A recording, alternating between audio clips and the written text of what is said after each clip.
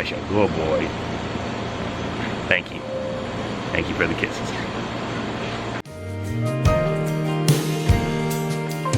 If the role exists, I have played the part. Sacrifice sections of my heart. So I decided I would press restart, and that I better get to living, cause life's too short. I'm fine with myself now, the very first time. I got a few friends say it's good to see that smile. Sometimes I feel crazy, sometimes I feel wild, but I just need to stay here, let it go for a while. Yeah, I just need to stay here, let it go for a while.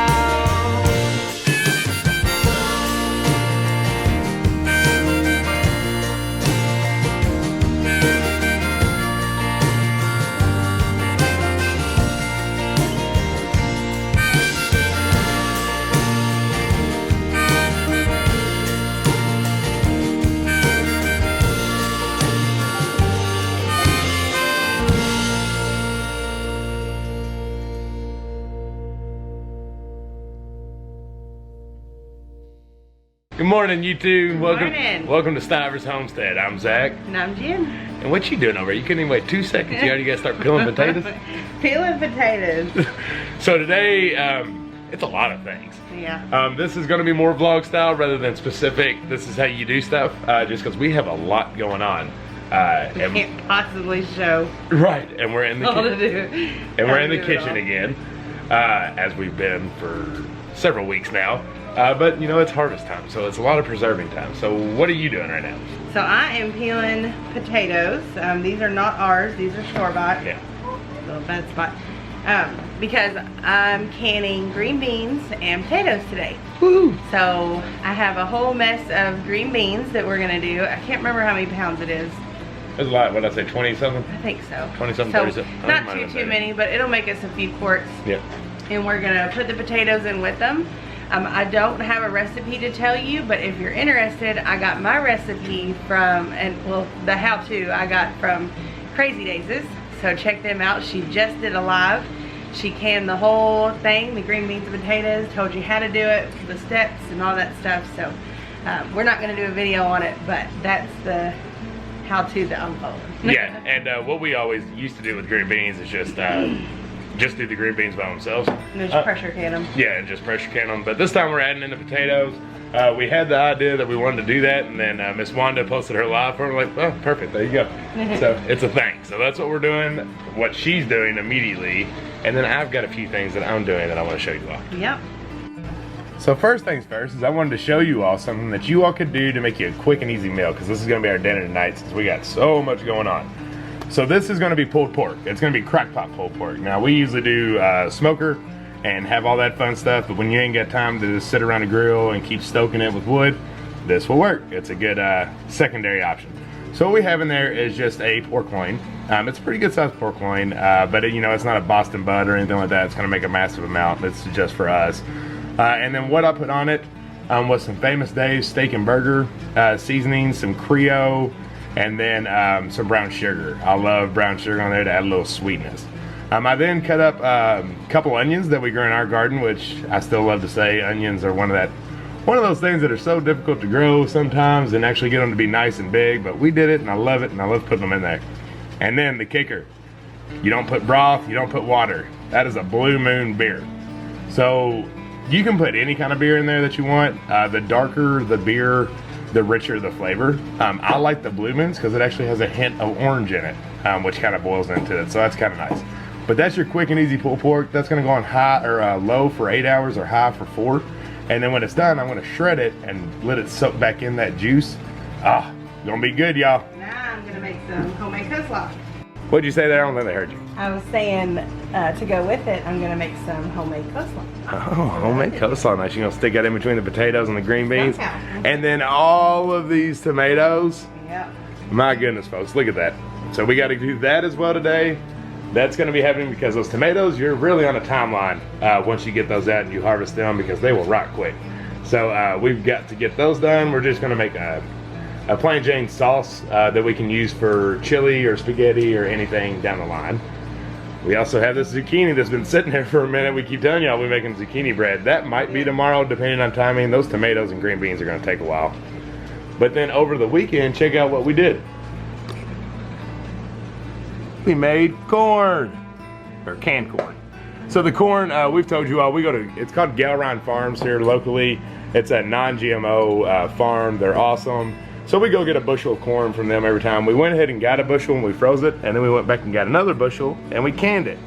That's just regular style corn. It's very easy to do. All you do is just take it off the shuck. Whole kernel. Yeah, whole kernel. You just take it off, take the shucks off and then take it off the cob.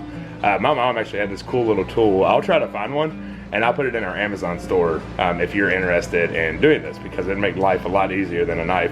But you just get it all off the cob.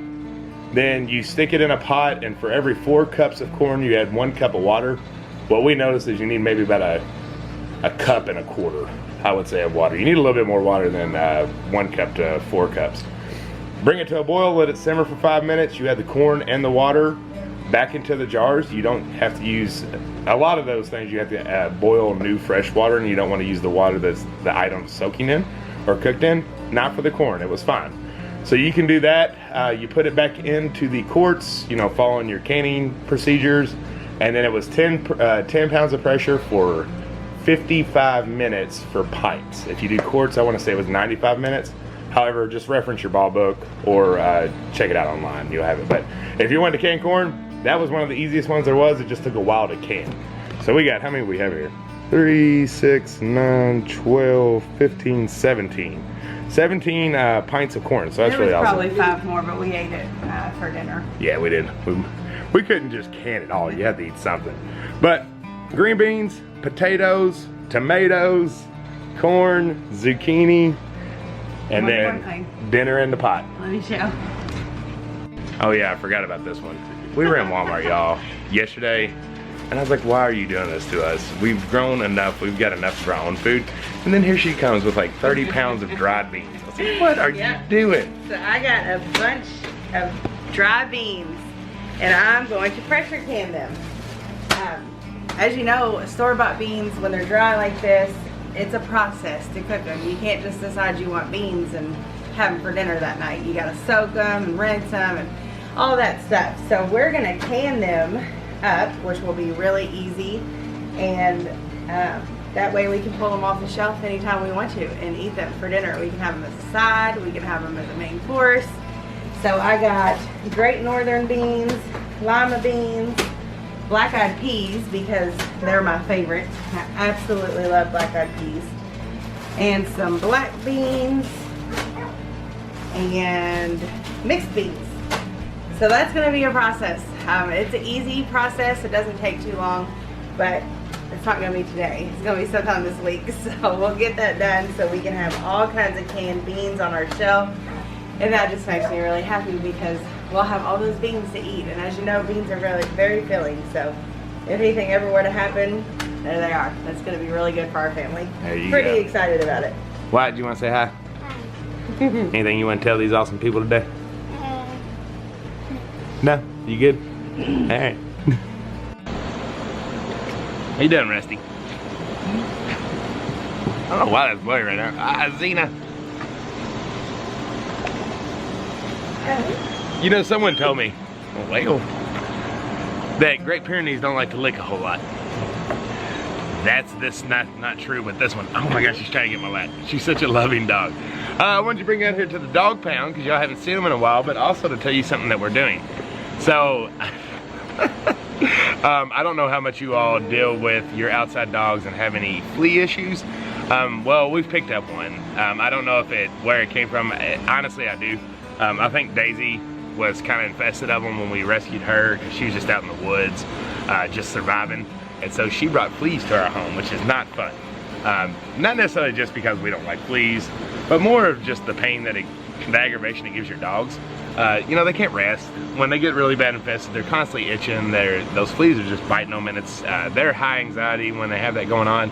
So you really need to do your best to get it off of them. There's all kinds of things out there that say that it'll treat flea and tick removal and all this different stuff. Well, most of it, if it does work, it's probably chemicaled to where it might cause more harm to the dog than the actual flea bite will.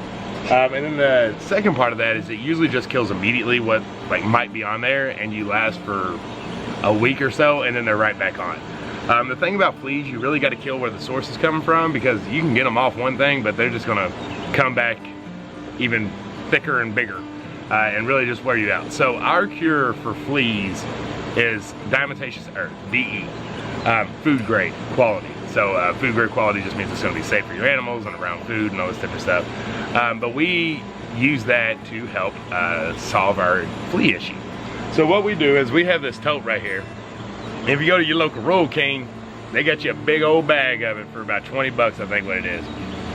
And it's very worth it. It's a lot better. You can get a lot more at your local store rather than buying off Amazon, because you're going to get some expensive stuff when you get into some of those things. But we got this big tote that we put right out here. That's where all the dogs hang out. And how we treat them is we rub it all on them. So you actually want to get it into their coat, and it's dusty. It's very dusty. I'll show you here in a second. But man, they love it. First off, they love just getting the scratches and the itches taken care of, but they also just love the little bit of attention. And then what you also can do is when you feed them their food, because it is food grade quality, you sprinkle just a little bit on their food. You don't want to put too much to where it just dries them out quickly, but just a little bit on their food, because you're attacking the fleas in two different ways. So when you put it on their coat and get it on their skin, that's just immediately making them feel better.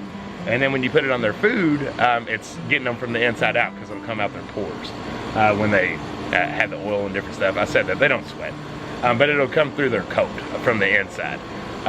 So you attack from both sides that way, and that really helps them out. I know this one, it bothers him the most. He's high anxiety anyways, and just a very hyperactive dog. He needs a lot of running, a lot of moving. This is Rusty, by the way, if you haven't met him. This is Xena, and Daisy's down there. These two love me. That one just kind of does her own thing. But anyways, he's very high anxiety, and they drove him nuts. The other dogs could kind of handle it, but not Rusty. So last night was like his first night that he really got a good night's sleep, and we didn't hear him up running around and different stuff, because he comes inside at nighttime. He's our big baby. So it does work. You got to actively do it. We'll put it on them really as needed, but at least for the beginning, definitely weekly. And then once you kind of seem like you cure the problem, then you can kind of pull it back just maybe once every other week and kind of thing like that. So that's how you take care of it on the dogs. Now, the problem with fleas, they're everywhere.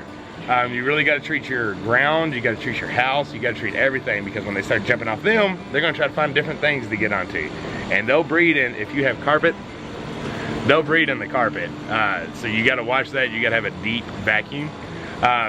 What we like to do is actually at night, we'll sprinkle some of that DE down on our carpet, and then the next morning we'll vacuum it up. That way we don't have a bunch of people just walking around in dust and everything. So treat it like that carpet powder, that, you know, that fresh scent carpet powder stuff that you can have to just make your carpet smell better. Put it down in your carpet, let it sit overnight. That usually helps kill anything that's in there or get them out of there. And then the next morning you just vacuum the DE and all the dead fleas up. So that's how you treat the inside of your house. The outside, where the grass and the dirt is, they actually do a lot of that work for you, because when they have all that DE on them, they're moving around. It looks like little puffs of smoke just flying in the air.